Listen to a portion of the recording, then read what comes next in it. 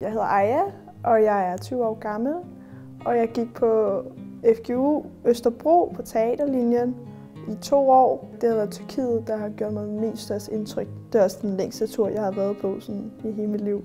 1,5 måned, hvor jeg var sammen med 3 andre, og vi skulle bo alene nede i Tyrkiet. Jeg synes, det var en ret vild oplevelse, fordi der var meget struktur i forhold til alle mulige andre steder her i Danmark.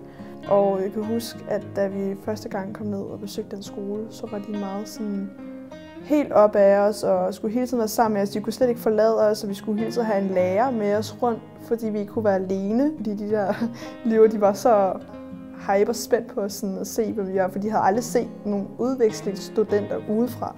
Man skulle selv være helt selvstændig. Vi fik jo nogle penge fra Erasmus+, som vi skulle leve for. Så vi fik et budget af dem, og vi boede på sådan et, de kaldte det kvindehjem, men det var sådan for kvinder, som studerede. Så var der jo Kenya, og der var jeg dernede i 2 uger, og det var også angående praktikken. Vi oplevede rimelig mange ting, som ikke alle får lov til at opleve.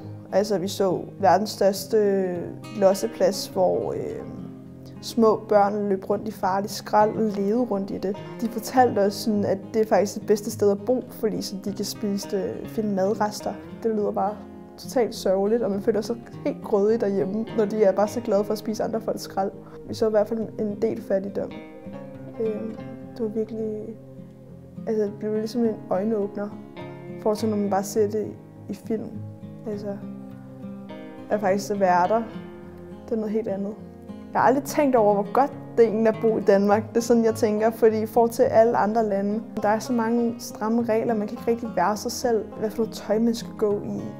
Jeg synes bare, det er helt vildt anderledes i forhold til Danmark. Vi er virkelig heldige at bo i Danmark, at der er så meget fred i Danmark. Det tænker jeg så bare så meget over, fordi jeg har altid tænkt sådan, at alle andre lande var ligesom Danmark.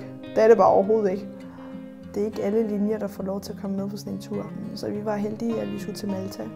Der var vi også på en dans- og teaterskole, der blev undervist i dans og teater. Så det var også noget helt anderledes forhold til, hvad vi lavede herhjemme i vores egen scene. Og så er det altså bare fedt at komme på sådan nogle klasseture, for så kommer man altid sådan tættere på hinanden.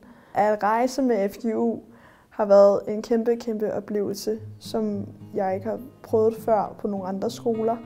Og det har været meget lærerigt, og været så fedt at se kulturen i andre lande.